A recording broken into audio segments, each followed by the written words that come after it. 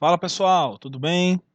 Vamos lá, vamos continuar os nossos estudos falando um pouco sobre essa nossa temática que pode ser de extrema importância para a nossa prova, principalmente quando se trata da organização econômica do território brasileiro.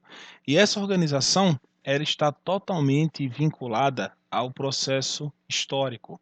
E esse nosso terceiro item do edital, ele fala sobre o processo evolutivo da estrutura, da forma fundiária, latifúndio, minifúndio e os problemas demográficos no campo, os problemas que assolam a população do campo, os problemas que assolam as populações interioranas, tá bom?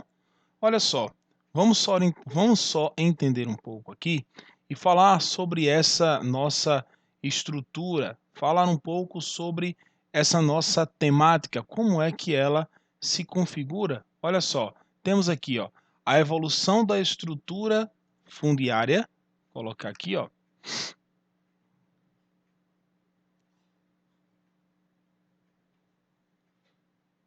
A evolução da estrutura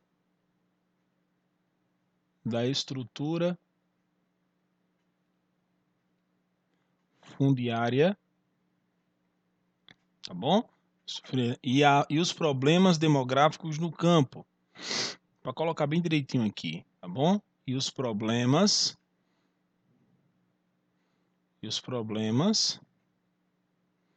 demográficos no campo. Olha só, quando nós falamos no processo evolutivo, nós temos que entender que os textos eles irão tratar genuinamente da história, a estrutura, a forma como tudo se desenvolveu. A estrutura é a configuração, tá bom? Configuração. Essa configuração é como o território ele se porta. E quando nós falamos de problemas demográficos no campo, são as consequências. Consequências.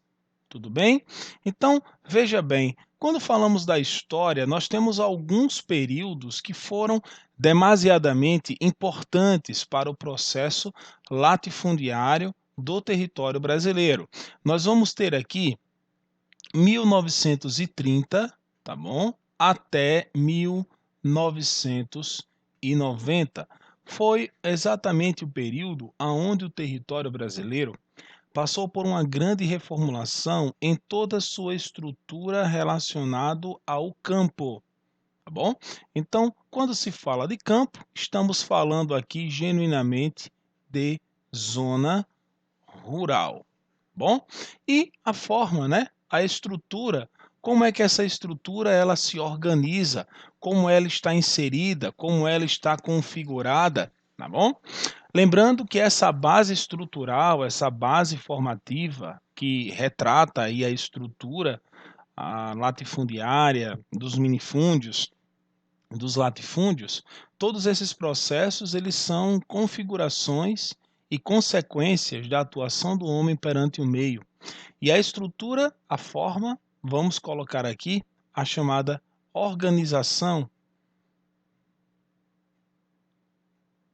Organização, tá bom? A organização do campo, ou seja, vamos chamar de cidades satélites. As cidades satélites, elas são aquelas que estão organizadas e que são consequentes à mercê da estrutura fundiária. No caso da configuração fundiária, nós temos a formação das terras. E essas terras, elas são genuinamente interioranas. E as consequências do campo nada mais é do que a atuação do homem utilizando-se através da chamada apropriação. E aí vão surgir uma série de outras vertentes, uma série de outros conteúdos, principalmente, tá? Se nós tratarmos dessa questão evolutiva, não esquece desse termo aqui, ó, Movimento dos Trabalhadores Rurais Sem Terra. Não esquece desse termo aqui, ó, reforma agrária. Não esquece desse termo, reforma agrária. Não esquece do termo problemas relacionados ao campo, chamado desmatamento. Desmatamento, tá bom? E também a chamada lei das terras, tá bom? São alguns assuntos que estão concernentes aqui ao processo evolutivo do território e como ele se configura, tá bom? Vamos lá? Vamos passando? Vamos entender um pouco sobre a evolução da estrutura fundiária do território brasileiro. Vou pegar aqui o vermelho para ficar melhor. Olha só. Vamos lá. Pessoal, veja bem. Deixa eu só voltar aqui. Nós temos alguns processos ou algumas características que eu quero que vocês entendam. Essa base aqui é o que nós temos que estudar, tá bom? É o que nós temos que estudar. As principais características do espaço agrário brasileiro. Tiago, quando eu falo do espaço agrário brasileiro, eu tenho que entender o que o território brasileiro produz, o que ele desenvolve, quais são as principais características dele. Não. Quando se fala de espaço agrário, eu quero que você entenda o seguinte: o espaço agrário, como eu falei, é a configuração da terra. São as características que esse espaço ele termina por representar para a grande gama que está inserida no interior. Porque nós temos uma cidade e a zona rural dessa cidade são áreas que estão afastadas, são áreas que estão ao redor e que apresentam uma estrutura primária. O espaço agrário, ele é genuinamente primário. Ele é genuinamente primário, tá bom? O espaço agrário ele é primário por quê? Porque ele vai apresentar três características. Nós teremos a agricultura, tá bom? Nós teremos a agricultura, como nós muito bem sabemos. Nós teremos a pecuária, e nós teremos aqui o extrativismo. Quando se fala na luta do campo, quando se fala na forma como o homem ele lidar perante essa situação aqui, nós temos que entender que quando nós unimos todos esses três fatores primários aqui, nós temos a luta pela terra, em que essa luta pela terra, ela perdurou por todo o século XX. Aí nós vamos ter os grileiros, os poceiros, os seringueiros, as comunidades ribeirinhas que lutaram pela posse da terra e que essa posse da terra era para o plantio agrícola, era para o desenvolvimento das atividades pecuaristas e era para a extração vegetal. Esse extrativismo aqui, ele é genuinamente vegetal, tá bom, pessoal? Vegetal, ou seja, é a utilização do corte da madeira. O extrativismo da calha norte veio logo depois, a partir de 1990. A estrutura econômica e social no campo. Aqui nós vamos falar sobre a desigualdade da distribuição das terras. Vamos colocar aqui, ó, a desigualdade da distribuição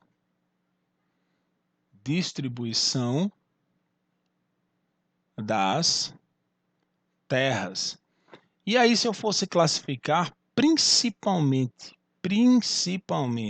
qual das 5 regiões apresenta essa maior luta pela distribuição das terras? Aí nós vamos ter a região norte. A região norte como a região que mais sofre devido à luta pela posse das terras. E a região norte sofre devido ao quê? Devido à floresta amazônica. Devido à floresta amazônica. Tudo bem? Então, são fatores que nós temos que entender muito bem. A estrutura fundiária no campo é a configuração. Não quero me deter muito, que eu ainda quero ir para o assunto. A configuração do terreno, como ele está inserido, e os conflitos no campo. A luta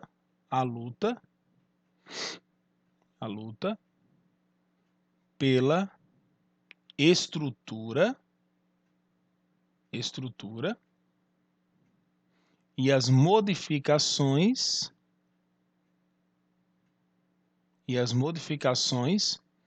no campo. Tá bom? São as características que eu quero que vocês entendam sobre essa estrutura fundiária e como a mesma se regulamenta. Tá bom? Vamos entender um pouco agora sobre cada um desses fatores. Tá bom? Vamos lá? Vamos pegar aqui o nosso marca-texto.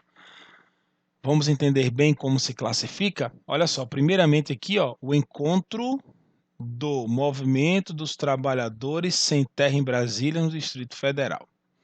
O espaço agrário brasileiro é complexo e não se refere apenas às questões agrícolas. Não há como pensar na formação do campo no país sem considerar o seu processo histórico de ocupação da terra. Olha esse nomezinho aqui, ó. Processo histórico de ocupação da terra. Os conflitos sociais existentes, o desenvolvimento tecnológico que termina por classificar o homem, as relações de trabalho e os diferentes atores, como por exemplo os grileiros, os poceiros, os latifundiários, os agricultores familiares, dentre outros. Como é que eu posso entender e classificar? Esse processo histórico de ocupação da terra foi exatamente o que classificou a estrutura do território. O desenvolvimento tecnológico modificou modificações aonde nessa estrutura. E aqui são os chamados povos, principalmente na Amazônia, tá bom? Então, muito cuidado nessas questões para nós não passarmos batidos. Além disso, os espaços rurais e urbanos não são desfragmentados. Olha o termo, ó, espaço rural e espaço urbano não são desfragmentados, ou seja, não são separados. Pelo contrário, as relações rurais se estendem às cidades. Da mesma forma, as cidades estabelecem vínculos com as áreas rurais, formando uma rede de comércio. Olha aqui, ó, a rede de comércio, que envolve o fornecimento de insumos, compra de alimentos, financiamentos bancários, contratos de prestações de serviços, entre outras inúmeras atividades. Então, nós podemos dizer que o território do campo e da cidade possuem as chamadas relações,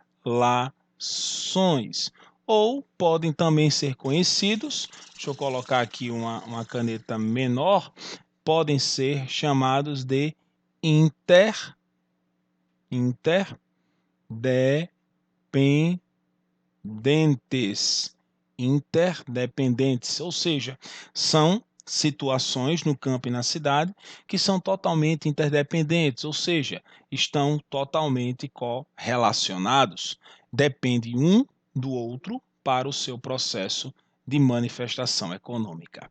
A modernização do campo brasileiro, ocorrida a partir da década de 1960, olha esse termo aqui, ó, olha essa informação. A modernização do campo brasileiro trouxe uma nova configuração social e econômica no setor. A ampliação de cooperativas agrícolas formadas por, olha só o termo aqui, ó, cooperativas agrícolas formadas por produtores rurais e os investimentos em agroindústrias possibilitaram uma maior integração na agricultura aos demais setores da economia. E aí nós podemos dizer o seguinte, que a partir de 1960, a configuração do campo e toda a base da modificação estrutural que o campo reformulou a partir do incremento econômico da cidade se deu através da modernização do campo. E quando nós falamos de modernização do campo, estamos falando de quê? da chamada tecnologia. O aumento da tecnologia. E que tecnologias são essas?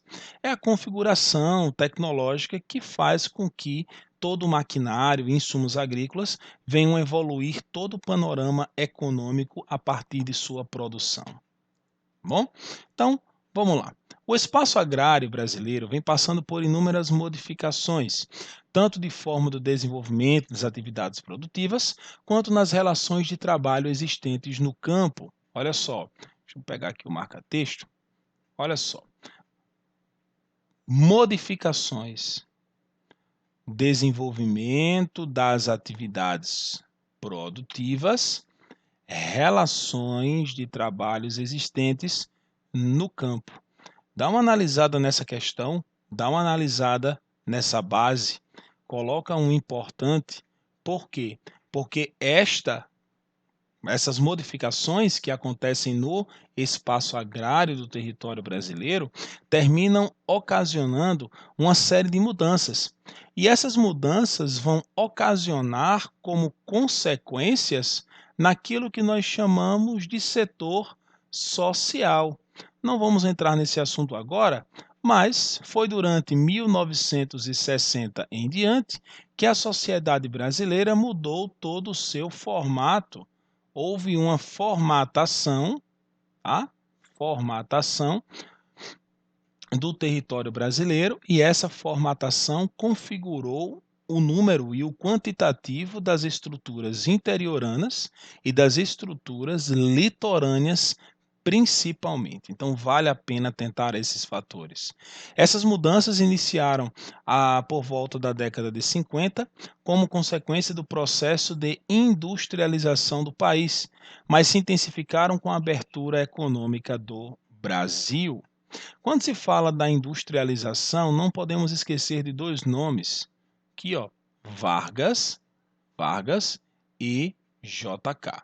Foram os dois presidentes que intensificaram a abertura econômica e o processo industrial pelo desenvolvimento das estradas de rodagem. Isso aí fez com que o território brasileiro viesse a evoluir. Mas esta evolução ainda foi uma evolução conhecida mundialmente como uma evolução tardia. Por quê? Porque esta evolução no território brasileiro e na América do Sul ocorreu no século XX, tendo em vista que a Revolução Industrial teve início no século XVIII, há 2 séculos atrás, na Inglaterra. Mas foi necessária uma evolução. Mas ainda assim se fala em evolução tardia porque foi a partir de 1950. O Brasil iniciou o seu processo industrial por volta de 1930, quando houve a crise do café. E essa crise do café fez com que o Brasil viesse a acordar, onde o Brasil aqui, ó, era um país tipicamente primário, deixou de ser um país predominantemente primário e passou a se tornar um país predominantemente secundário. Então, o Brasil ele passou por uma grande reformulação econômica. Houve a modernização do campo e essa grande modernização intensificou todo o espaço comercial no Brasil, que hoje nós podemos ver como relações nacionais e internacionais. A modernização nos meios produtivos, olha o termo aqui, ó. A modernização nos meios produtivos é um dos fatores que contribuíram para as transformações no espaço agrário. A inserção de, olha só, aqui é importante. Olha só, não que os outros não sejam, mas aqui nós temos uma parte bem delicada do nosso conteúdo. A inserção de maquinários, de insumos agrícolas, profissionais tecnicamente qualificados proporcionaram um aumento da produtividade para uma parcela de agricultores que passaram a ter o controle, olha só o nome aqui, o controle de quê? Da comercialização dos produtos primários. Isso significou controlar preços, negociar, comprar terras, contratar agricultores assalariados e estabelecer contratos de parcerias. E aí, antes de passarmos à frente, eu quero que você entenda quais as consequências que nós podemos identificar a partir dessa, vamos chamar, desigualdade estrutural de controle agrário. Quais as consequências? Vamos lá? Uma das características mais marcantes desse processo foi a consolidação das agroindústrias. A forma como esse maquinário ele se desenvolvia de maneira tão intensa que os produtos passaram a se internacionalizar. Empresas que dominam a produção de produtos primários, a industrialização deles e, posteriormente, a comercialização. Essas empresas surgiram a partir de investimentos de médios e grandes agricultores, investidores estrangeiros e políticas governamentais. E aí nós vamos para a consequência, e eu quero que você entenda muito bem. Por outro lado, a modernização no campo trouxe também a chamada segregação social dos produtores rurais. Entenda que o termo segregação ele é conhecido como separação, ou seja, divergência, desunião. Caracterizado pela ampliação dos latifúndios. O que são latifúndios? São grandes propriedades agrícolas consequentes de quê? Do controle da produtividade dos serviços primários. A expulsão de pequenos agricultores. Nesse percurso, muitos trabalhadores deslocaram-se do campo para as cidades, ampliando as taxas do êxodo rural. Não esqueça, isso aqui é evidente. Não esqueça essa evidência. O fato do autocontrole econômico, principalmente voltados para as áreas do campo, pela modernização do espaço rural e a estrutura totalmente desigual e a segregação através dos produtores, fez com que houvesse o aumento dos latifúndios e, consequentemente, gerasse a expulsão de pequenos agricultores, agravando a saída do homem do campo para a cidade, sendo assim o que nós conhecemos como o êxodo rural. Bom, vamos lá? E aí nós vamos ter aqui duas imagens que retratam muito bem essa tecnologia sendo investida no campo brasileiro. Bom, vamos para o desenvolvimento histórico da agricultura brasileira.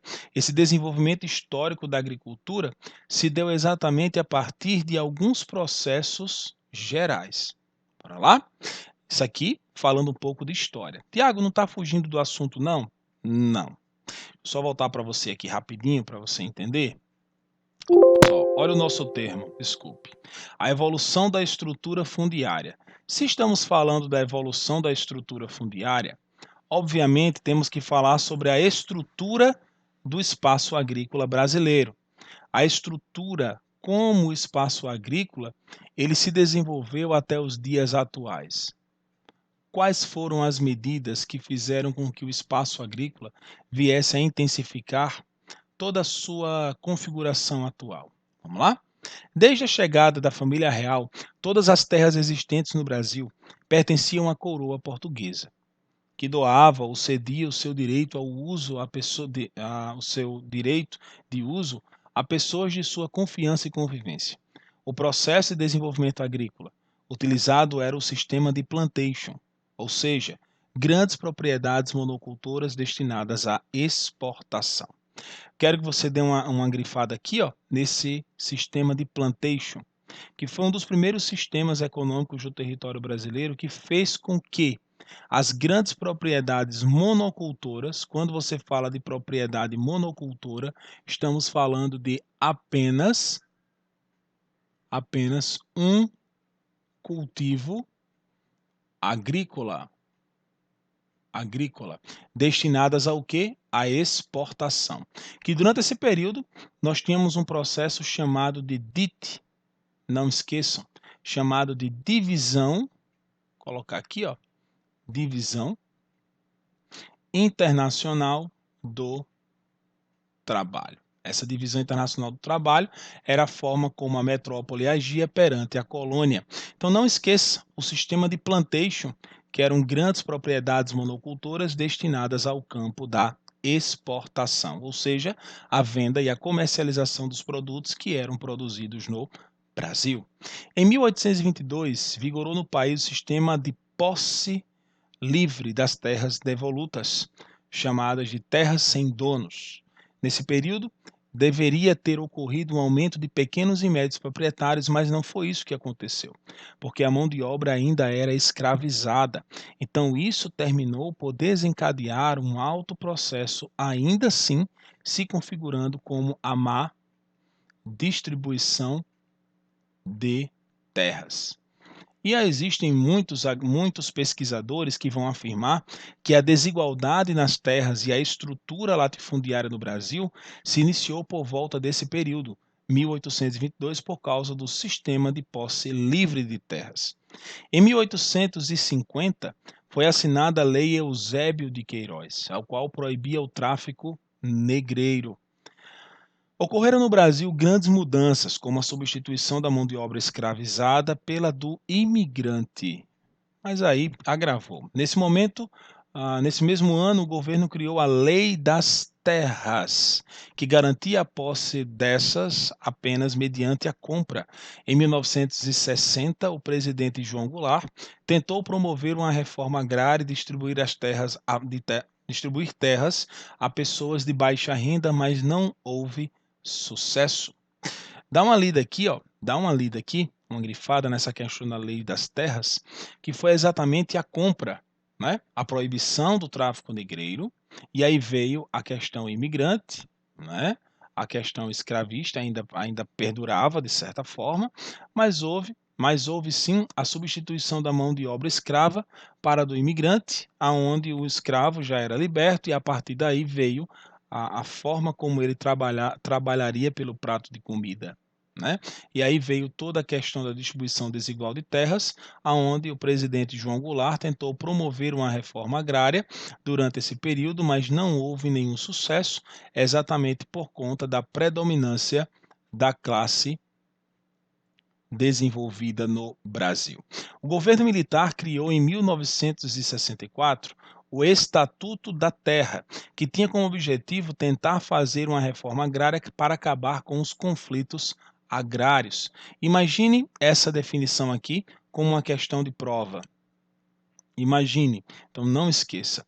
O Estatuto da Terra teve como objetivo criar uma unidade de medida para o imóvel rural chamada de módulo rural, que é uma propriedade que deve colheita mecanizada que aqui, peraí, acho que teve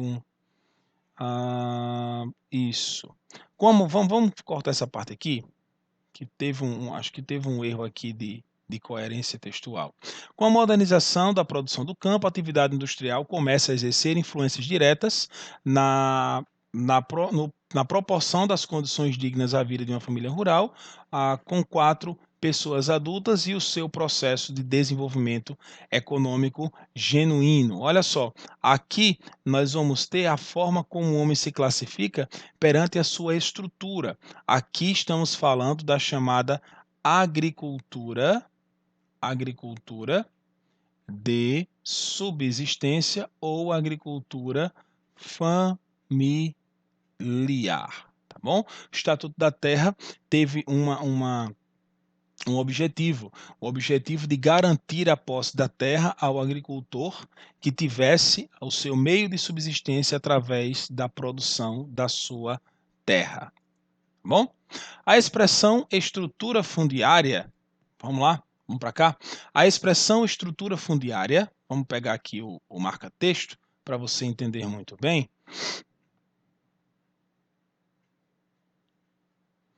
A expressão estrutura fundiária refere-se à forma como as terras de determinado território estão devidamente ou divididas entre os proprietários. É a estrutura, é a divisão do território. Para isso, considera-se o tamanho e a quantidade das terras registradas. No Brasil, essa estrutura consolidou-se de forma concentrada.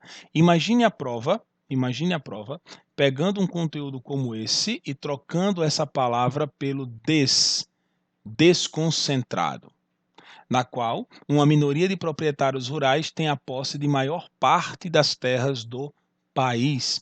Dessa forma, pode-se afirmar que as maiores propriedades, os chamados latifúndios, pertencem a uma parcela restrita de proprietários. Os proprietários dessas grandes extensões de terra são denominados latifundiários, que atualmente se caracterizam também como os grandes investidores do agronegócio e dos investimentos estrangeiros. Tudo bem? E aqui nós vamos ter a distribuição dos imóveis do território brasileiro, menos de 10 hectares, de 10 a 100, mais de 1.000. Veja aqui, ó, em menos de 10 hectares nós temos o número de propriedades quase a metade de uma área ocupada. Então, nós vamos ter aqui, ó, mais de 1.000 hectares, o número de propriedades, tá? E uma área ocupada, quase a metade. Bem, então isso daí é algo que nós devemos atender muito bem e entender a diferença entre os minifúndios e os latifúndios. Os minifúndios, pequenas propriedades rurais. Os latifúndios, grandes propriedades agrícolas. E aqui eu coloquei como curiosidade o chamado Estatuto do Trabalhador Rural. E eu quero que você marque um importante aqui, porque quem sabe isso daqui pode cair na tua prova. Então dá uma lida. O Estatuto do Trabalhador Rural foi criado em 1963 e passou a regulamentar as relações do trabalho no campo no Brasil. De acordo com o Estatuto, o trabalhador é toda pessoa física que presta serviços a empregador rural em propriedade rural ou prédio rústico, mediante salário pago em dinheiro ou in natura ou natural, ou parte in natura ou parte em dinheiro. Então, muito cuidado, dê uma lida aqui nesse Estatuto do Trabalhador, porque como a nossa prova, ela é uma prova voltada principalmente para a questão da lei, onde é muito utilizada a questão da lei, é interessante que vocês entendam essa base sobre o Estatuto do Trabalhador em si. A fase dos direitos trabalhistas, né? A rescisão de contrato, indenização, hora de repouso, a forma como o trabalhador ele se organiza no campo e os direitos que o trabalhador apresenta, os direitos que ele tem, os direitos em que ele pode apresentar a partir da sua atuação no campo em geral.